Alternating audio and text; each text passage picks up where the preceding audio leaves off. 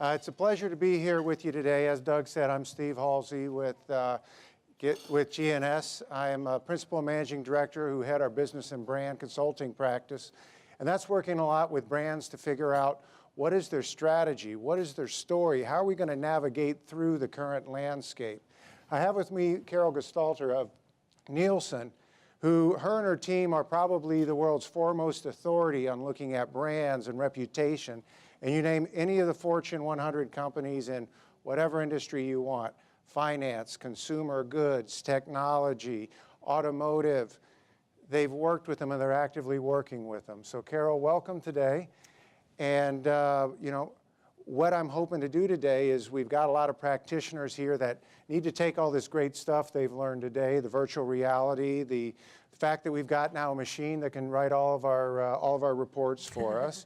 You know, we go back to the journalists talking about, well, should a CEO have an opinion and how does that play out?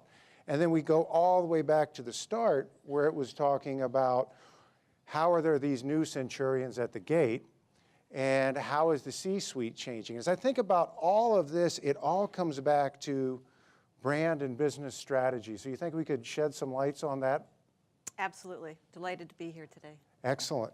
Well, what we've done with Nielsen, this is our 4th annual Global Street Fight Study. So when we started this study 4 years ago, things weren't so good, you may remember, right? There was Occupy Wall Street, there was Occupy Philadelphia, Occupy Chicago. I know a few people who had kids just out of college who thought it was Occupy My Basement, right? Things weren't so good. So we were really looking at it from a standpoint of what do people expect from business leader? What is the viewpoint? Should leadership be more bold now? Should they be a little bit more conservative? Is now the time to be innovative, or is it not time to be innovative? And we've gauged that over 4 years, and we've seen some interesting trends this year. So next week, we're going to unveil our Global Street Fight Study, the 4th annual one, that will look much more in depth on reputation and crisis and how do we counsel. We're going to give you a little bit of teaser of that today. But what we're really going to talk about today is probably one of the most pressing issues that we face today. Before the meeting, I talked to 3 of you, and you all said the same thing. What do I tell my CEO about social media? What do I tell people that come into the organization that want to be a little bit more robust? What is the difference if I'm a membership-driven association versus somebody who's run by a European headquarters? So those are some of the things we're going to cover. But Carol, before we get started, anything else you want to do to kick us off? I was thinking in terms of the context when we were sharing the results of the study last year, and our theme was reputational triage. Mm-hmm. And to think in just a 12-month period of time, and some of the sneak preview that we'll give you today is that we're seeing a restoring of confidence in senior leaders today. And what a great opportunity that presents to all of us as corporate communication advisors to our senior leaders. So we're delighted to have this story today. Well, shall we chat? Absolutely. Okay, so I promised I would give you a little sneak peek because we got to make sure you come back next week and look for the first study. But you referenced this point, Carol, at the beginning, this reputational rebound.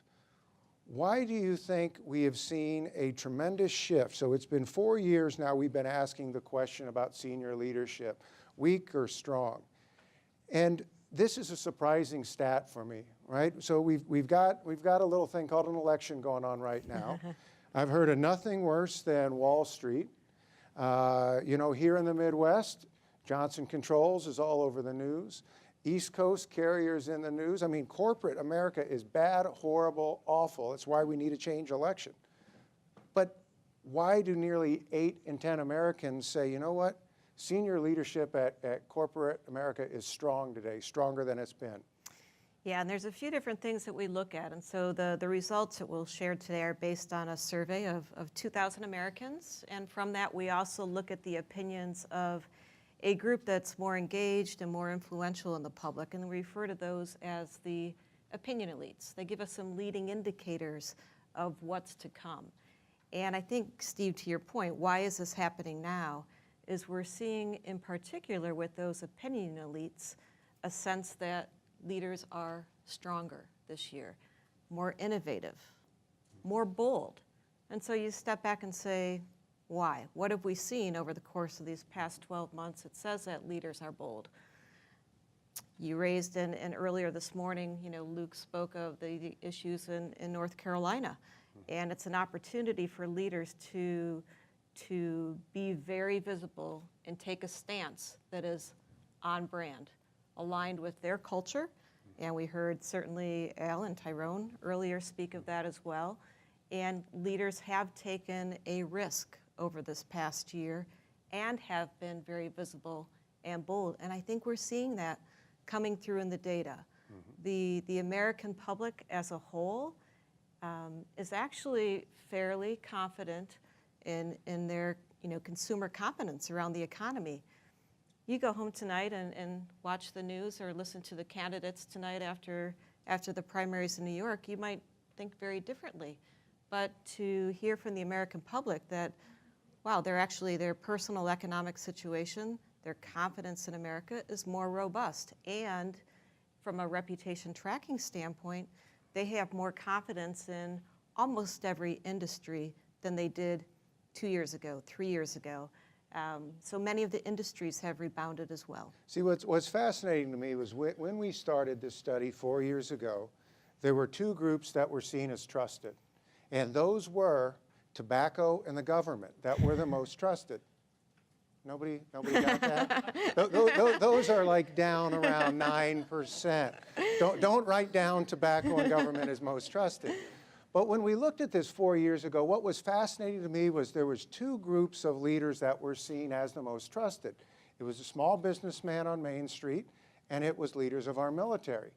And the corporate leadership was way down, and it was they're looking at short-term gains or just trying to manage day to day. Then as we looked 2 years ago, the economy started trending up. We're seeing quarter after quarter job additions. And what we saw there was kind of a skew to, all right, just don't mess this up, all right? Keep the momentum going. But now we're seeing this shift that says be innovative. Now's the time to be more innovative. So as we look at our communicators out there trying to counsel their senior leaders, what kind of license does that give them in terms of what they need to be taking to their senior executives and saying, now's the time we need to spend more on communication. Now's the time we need to make these tough calls. Yeah, and I think there's a receptivity, right? Okay. So as we see more confidence in leaders from both the public and our opinion elites, what does that mean for us on a reputational basis? That means they may be more willing to give you the doubt in trying times. That means you might be able to build a more trusting relationship where there's a reciprocal relationship, not just what senior leaders are communicating to the public in terms of shaping their company reputation, but also an opportunity to listen to what those stakeholders are saying. So I think this environment of stronger confidence, especially for you as corporate communicators, is a great opportunity for that receptivity and a hunger of those messages. So there's a hunger and there's a receptivity, but sometimes things go boom in the night. So how has the viewpoint changed in crisis, right? Because again, we've got pharma companies that are accused of basically trying to extort prices. We have a big push in terms of tax inversions. Hey, everybody, let's go to the Cayman Islands because it's nice there. And hey, the tax laws are good, or we can go to Ireland. There's a lot of options out there. You've got the VW crisis. But yet, people are saying they're better at responding to crises. Is it just because these communicators are doing a better job? The type of crisis has changed a little bit. As we look last year, we were looking at some of the data. You had companies like General Motors going through a terrible quality issue and product recall. And you had a leader who really, truly stepped up to that challenge and committed to make things right for the customer. So a lot in the area of product recalls, a lot on data breaches as well, a newer area, companies figuring out how do we deal with privacy and protecting our consumers' data. This year, a lot of the crisis situations have been at a very high emotive level in terms of intentional wrongdoing, potential corruption, right? So we've got Volkswagen, we have FIFA as an organization going through crisis. And we certainly have some of the, I would call more everyday crisis, whether it's food contamination or smaller product recalls. But when we ask the public what are the most damaging potential crisis situations, it's lying or corporate wrongdoing. It goes to that code of conduct and to what some of the other speakers talked about this morning about that culture of compliance, a culture of values that do exist within an organization, and the importance of senior leaders to be living by those values. Excellent. See, this is the part where we play Stump Carol, right? So if things are going good and things are more balanced and everything's more innovative and everybody's responding better to crisis, then status quo is pretty good, right? Or, Carol, should we challenge our CEOs to step up to the keyboard and venture where they haven't gone before? And what does the data tell us? Yeah. So this is a really fun insight. So we know from a CEO.com survey that over 60%, 61% of CEOs do not have a social media presence. Well, the American public has told us that nearly 2/3 of the public says it's at least somewhat important for senior leaders to have a presence in social media. It's even more important among our younger generation, millennials, Gen X, and those opinion elites that I talked about, the more informed, more engaged publics. Very, very important to them that there is this presence. So we have a gap. I mean, what an opportunity. I mean, this is exactly what we want to be taking back to our leaders and saying, it is your time. It's time to step up. It's time to be present. And how you do that, I think, is the challenge for organizations that support companies and for your communication directors as well. You can't just jump in. You've got to do that in a very well-organized manner. So the way you jump in is virtual reality of kittens, right? That's what we advise our CEOs. Everybody loves kittens, therefore tweet about kittens. No. No? Okay. But as we look at what's going on here, so in the study that we have out, 64% of Americans think that the CEO should be on social media. And you talked about this opinion elites. 71% of these opinion elites say that they should have some presence. And so as we think of these opinion elites, these are really kind of the trendsetters, right? These are the individuals that you listen to? Is that why they're opinion elites? They're the neighbor down the street that when you have a question, you always say, I'm going to go ask John. Okay. John always has a good point of view on this. Or it's that industry informed person that you might want to ask an opinion of. So more informed, more engaged, and very influential in their publics and in their communities. So let's take a little look, a little slice and dice of the information here. So part of this from the survey we did, we were asking people, are you looking more and more? So again, going to the question of should the CEO be have more of a presence there? Do you trust what you're seeing? And one of the things that was fascinating to me is I expected there to be a much bigger gulf between the millennials and the Gen Xers. Why is there not that gulf, and what is the implication on corporate communicators trying to counsel their C-suite that you need to have a presence, we need to have a story? Yeah, the gulf that we did see is a little bit more in I call it the under 44 and the 45 plus crowd. So a lot of commonality between those millennial and Gen Xers. And what's critical is that time and time again, and we've been tracking this now for several years, people are doing their homework. They're more informed. They're familiarizing themselves with companies. Before they buy or support a company, they're going out and studying that company. And what they learn impacts their behavior. And so we continue to see that increase. And I think you see that very readily here in the data. And where are they going to learn? Well, they're certainly going to learn through social media, as well as all the other places one can go to learn about companies. But they're increasingly hearing more and more on social media, and they are trusting that information.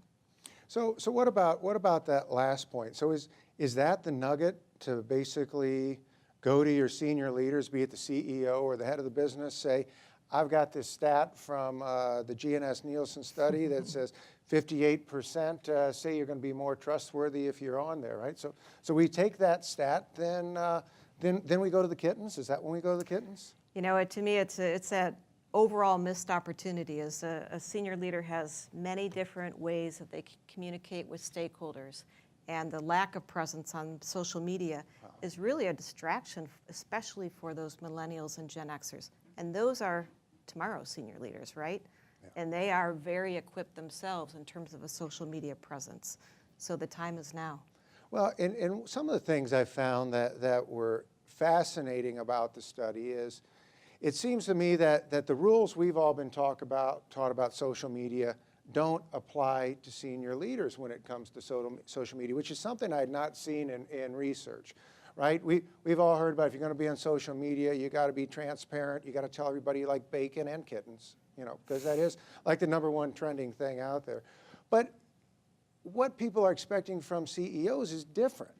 It's not so much the personal opinions or the personal viewpoints, but it's really almost kind of equating the senior leadership with the brand and the brand with the senior leadership. Is that kind of what you're seeing They're almost play out? interchangeable. When you think about it, the voice of the senior leader is that extension of the voice of the brand.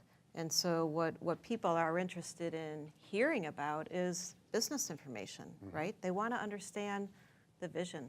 You know, where are you headed as an organization? Tell me about your culture and your employee engagement. I want to hear about your customers' experiences and your products. And from time to time, the way that you can weave that in a personally relevant manner. So it's how you communicate those things in a personally relevant way. So less about a story about my cat, but perhaps in a very genuine way, talking about a vision and what it means to you as a senior leader, what it means to the brand, to your people, and what it means to your customers. Because what I find fascinating are these two nuggets that, you know, 64% said senior leaders should not share their personal opinion. 71 of opinion elites say it, but yet you want them to have an active social media presence.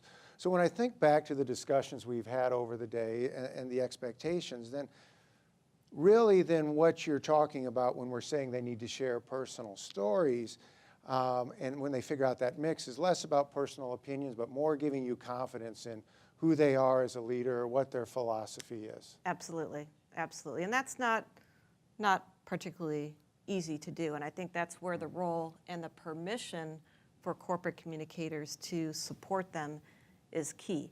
And so we see a lot of openness for that support.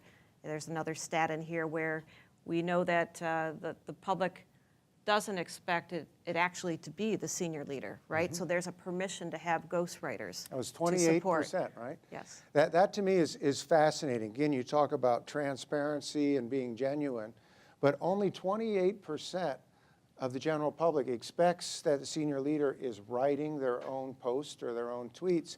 And what I find fascinating about that from a communication standpoint is they understand these are very busy people. They understand they've got teams, they've got understaffed, but it's implied on there that if it's going to be on that CEO's feed, it is endorsed with kind of the standard and the approach, and it's expected, I guess, as you get through some of this maturization of the process. And something else was kind of interesting when we were talking earlier this morning. The fact that only 16% of it equate with personal stories, that doesn't mean we have to tell 100% Absolutely. quarterly earnings story, right?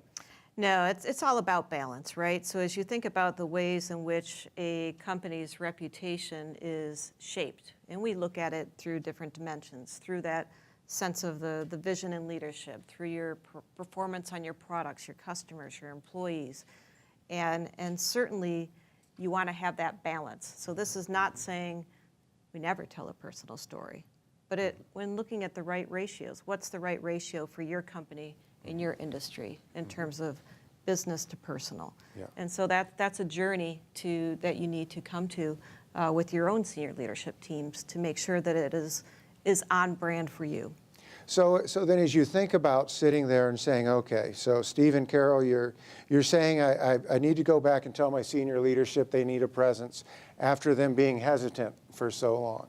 And then you're telling me that their present isn't to talk about bacons or cats, but it's to talk about the company in an interesting story and in a way that imparts their leadership style, right? So that's kind of how that plays out.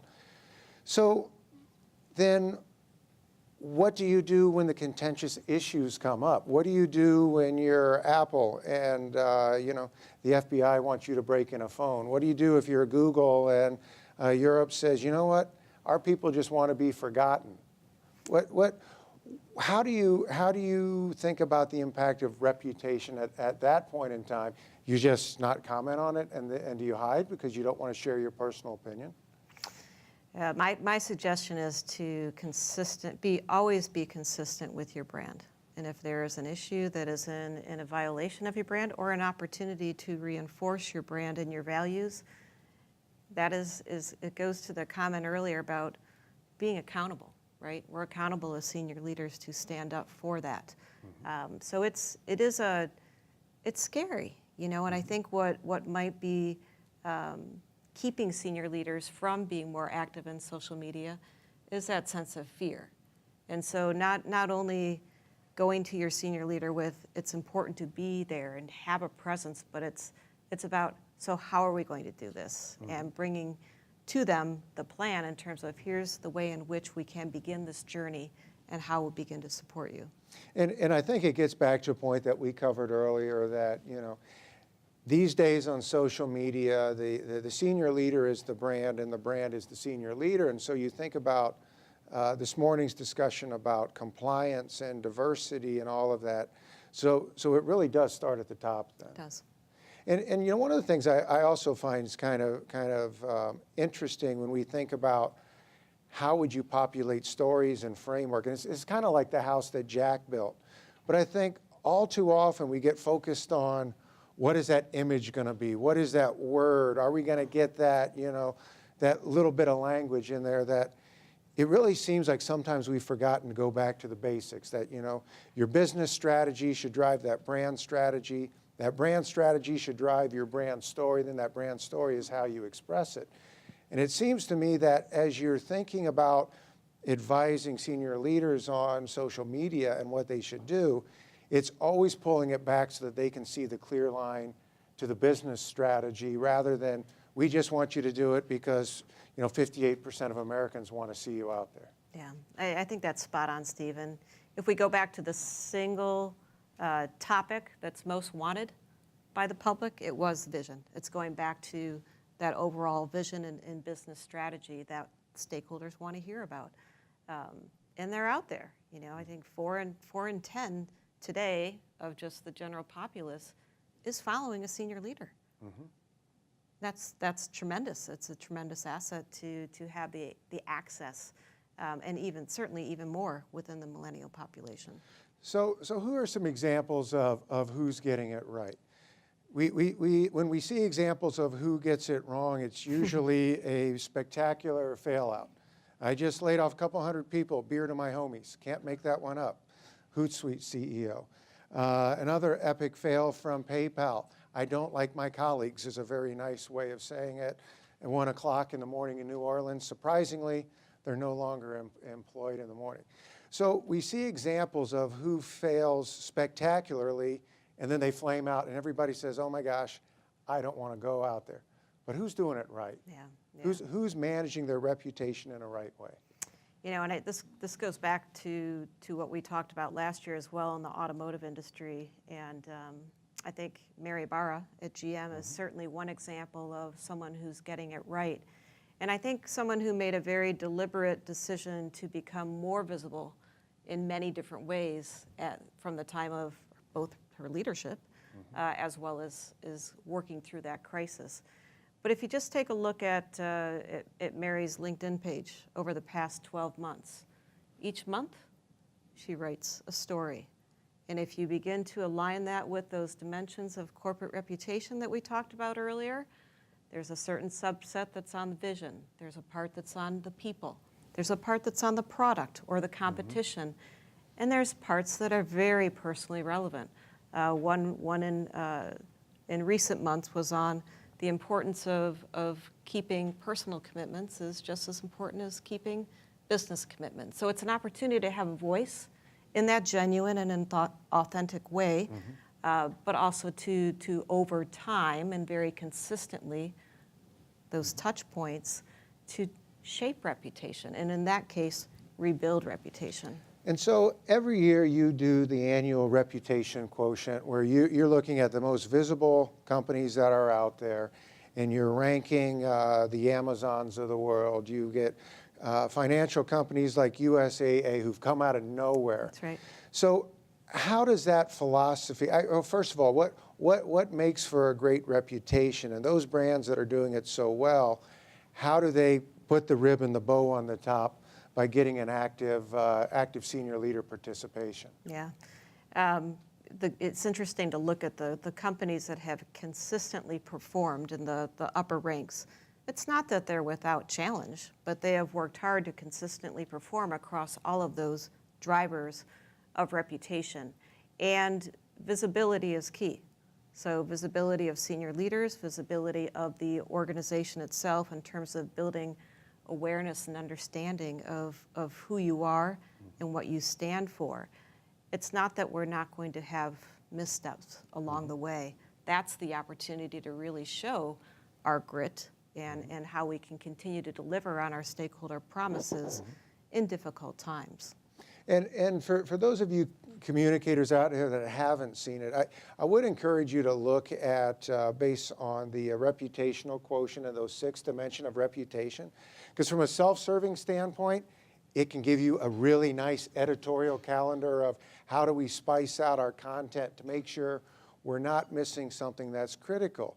Because, you know, the companies that manage their reputation, it is more forgiving when there's issues or crisis. They generally perform better from that standpoint. So we thought we'd have a little bit of fun here. We're going to switch a little bit to our game show mode, again, once again called Please Stump Carol. On some of the tables out here, there should be an envelope, and I don't know, Mary, does it say do not open ever? There should be some envelopes.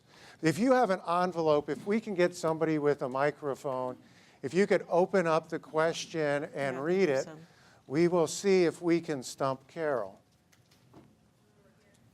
Our first question? No question?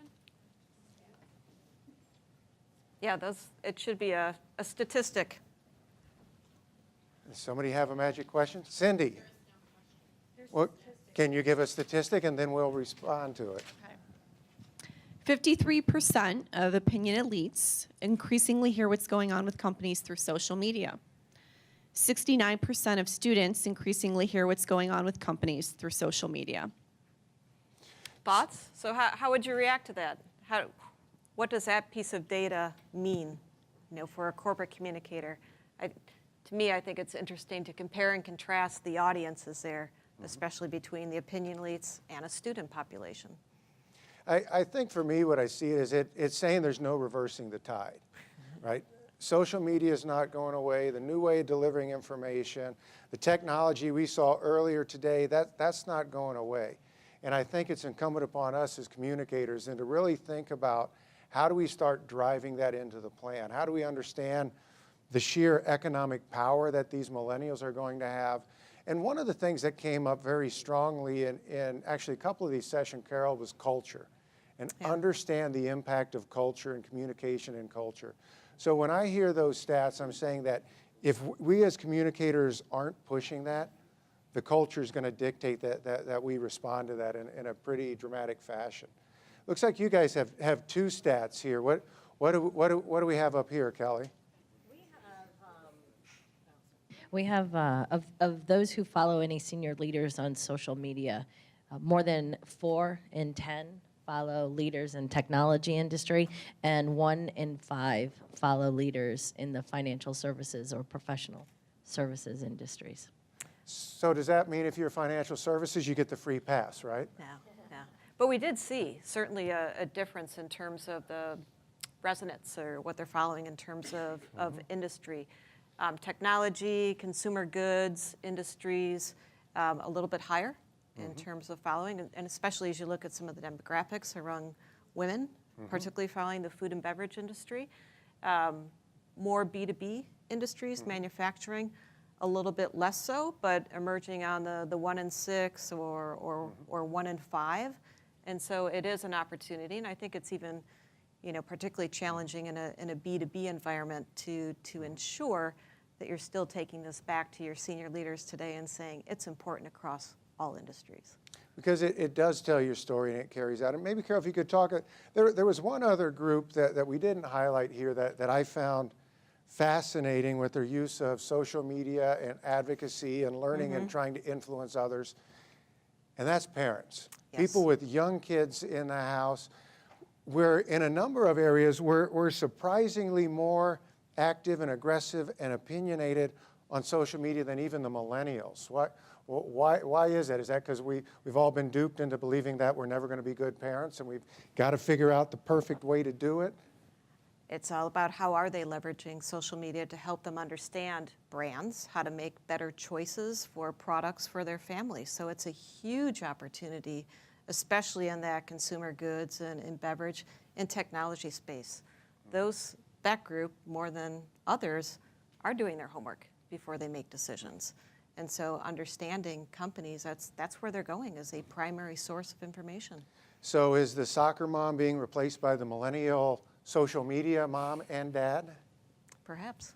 So who do we have? We have any other cards here? What do we got here? We'll see if this is a good Stump Carol one. Let's see. Okay, Carol. It says nearly half of young men 18 to 34 follow brands on social media that they purchase or have interest in purchasing. So I'm thinking beer, cars, Doritos, right? Okay. It doesn't say that on here. And then the corollary factoid here is just over 1 in 4 of the general public follow brands on social media that they purchase or have interest in purchasing. Yeah. So that would be the non-Doritos beer. Yeah, and the card. contrast there is also the age difference. So we certainly saw with young men and young women a much heightened intensity in terms of following, and even on cars. So that certainly was more prevalent with the young male versus any other population, the automotive industry as a whole. But as communicators, understanding what that looks like for your industry, for your brand is helpful. And I've got an interesting question for you, Carol. There was a part in the data when it got to sharing opinions where it just skewed over 80%. I call that the "hey, you kids, get off my lawn" crowd, right? But if your target audience is that senior population, does that mean you get a pass? How does this all play out then from that standpoint in terms of engaging the more mature audience, in terms of what you do and don't share in those cases? Yeah, and that audience in particular was most sensitive to the sharing of personal stories and keeping it focused very much on the business. So a smaller population of the older generation is open. So I think you've got to obviously keep that in mind as you're working with your senior leaders on communicating. You're going to reach fewer of that population through social media. Those that you do reach really want to know about the business itself as opposed to the personal anecdotes. Do we have any other cards? Anybody sandbagging us out there? Anybody have any questions? We've thrown a lot of stats out there. We're challenging you to go back and say that your leaders, if they're not already more active, maybe let's ask the question: who here has a senior leader who has an active presence on social media that either they're doing by themselves or that you're helping? Can you give the group just if you mind me picking on you, just how's that experience been? Have you had to rein that person back in? Are you giving them lots of content? How does that play around? You folks at the National Safety Council here. Well, I would say, and feel free to jump in too, but I would say that our CEO she was sort of made for Twitter. She's kind of a walking soundbite. So she handles her own Twitter account, and then the council has its own social media channels too, but she pretty much provides all of the content for her own Twitter handle, and it's going really well, I think. Yeah, she's getting a good following. And so what would a typical story be, or a post or a storyline? What is it that she's talking about and covering? Well, the council talks about preventable injury and death and statistics around that. So she's sharing our data, our press releases. She's sharing things from other organizations that we work with that are sort of combating the same issues as we are, particularly around motor vehicle crashes and injuries. So yeah, that's the kind of stuff she's sharing. She's sharing a lot of images too. I'm glad that's going really well. You know, and I've had direct experience with examples that went the other way, where you get the call on Friday afternoon, you wouldn't believe what Bob just posted. And in that case, it was a CEO saying, well, if social media is where you're supposed to share your opinions, then gosh darn it, I'm going to share my opinions. It's like, but you can't call people those things on social media because it reflects on you and it reflects on the company, and we need to address that. And that's an actual story, but it becomes very difficult because then it's who's going to approach Bob and say, you know what, you're running this company, you can fire me for this, but you just can't do that because it's going to have a negative impact on the brand. And that's where I think it does require a lot of courage from a communication standpoint to, one, encourage them and push it, but then we also have to serve as the gatekeeper that says, yeah, maybe we're pushing things a little bit too far. Any other examples? Anybody from back here? I recognize that social media is a relatively new channel, but I think there's a lot of irony behind this. When you take a little bit of a step back, I mean, it just comes back down to the basics and knowing your audience and which channels they prefer and they're utilizing. And even with some of the implications that we're faced with as communicators from a social standpoint, I mean, you just have to apply some of the same principles and the same counsel to leadership. It's just making sure that they understand it's just a different delivery channel. Yeah. Right. That's all. It just, that's what I think is kind of ironic about all of this. Well, it's like you think about the entire day, and it all comes down to storytelling. What is the story? How are you going to tell it based on the technology that's involved, based on the culture that you want to create, and how that plays out, I think, is critical. And the other thing I want to make clear as well, the research we're sharing today is a cut, slice in social media because we thought that was interesting because, you hear they aren't, but nobody's really looked at it and said from a communication standpoint, how should they be behaving? What are we seeing? But social media is just one part of your entire communications avenue. It's not the end-all, be-all. You can lose on social media. You're not going to win just based on being there. There's the thought leadership. There's the tried and true media relation. There's the culture you create. There's the feeling they get, every time they walk into that hotel and how they are or how they not greeted. All those things play out too. And Carol, I think that's really when you think about those 6 dimensions of reputation. It is being genuine, but in a different way, right? That's right, absolutely. But I also think there's we will fastly be approaching a tipping point where the up-and-coming senior leaders have the skill already. They've grown up with the skill of social media.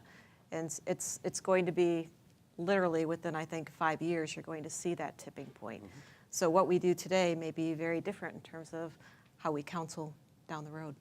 Any final questions? We have time for one more question or one more stump, Carol. Yes, sir. Just for clarification, could you talk a little bit about what makes someone an opinion elite, just so I understand that context? Yes. So we ask a series of questions on their level of involvement in their community. So they are informed and engaged, meaning they are well-read in terms of a variety of media. They are following industry news. They're involved in their community. So they've got to demonstrate at least 3 or 4 behaviors where they've either, sat on a local board, they're on the PTA, they've written their congressman. So we have a set series of questions to define that more influential. And for particular clients, we might get even more granular in terms of a drill down into following and advocating on or against a particular company. So those are really critical stakeholders. And you tend to see them as being leading indicators. We do. What we see from them, so as we look at, everybody attending here will get the full study when it comes out next week. It'll have much more detail on that. But what we've seen is when the opinion elite starts swinging in a direction, they tell their friends, their neighbors, their peers, and they do cause action. Because what you'll see in some of the findings that come out next week is nearly 80% of people are now judging companies before they come to do business with you. And they're prejudging whether or not they will do business with you. And if I don't like what you're doing, I'm going to try and discourage against it. So that's where the opinion elites fit in. And so when you look at the data, you'll see that it'll be broken down by general public. There'll be some breakdowns by different age group. But then also the opinion elites, because we do see those as leading indicators from that standpoint. So with that, we just want to thank everybody. This has been a really full day of getting into the mind of the C-suite and some really fascinating looks at the culture of companies, and I would argue some very tough calls some senior leaders have made at Hyatt and some of the other companies in terms of challenging their cultures. To really then thinking about what's happening here in the Midwest, what are we seeing, what are the impact of the news cycle, how do we tell stories now that we got robots that can do, if we figure out the algorithm, you know, they're going to be doing all the hard work for us. We look at the immersive aspect of virtual reality. These things, we're not getting the genie back in the bottle. And then as we look at this final session here, just looking at what are we expecting, I mean, now's the time to push your senior leadership to be bold, to be innovative. Now's our time to shine. So thank you very much for joining us at the Global Street Fight, and have a wonderful day, everybody. Thank you.